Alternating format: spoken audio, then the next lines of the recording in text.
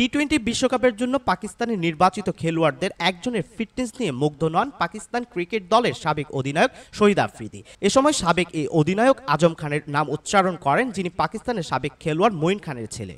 শহীদ আফ্রিদি বলেন, খেলায় ফিটনেসই মুখ্য বিষয়। আপনি যদি ফিট হন তাহলে আপনার শরীরই ভাষা মাটিতে তা অস্তিত্ব তুলে ধরে। এতে ব্যাটিং, বোলিং বা ফিল্ডিং যে কোনো সময় তার জন্য সহায়ক হয়।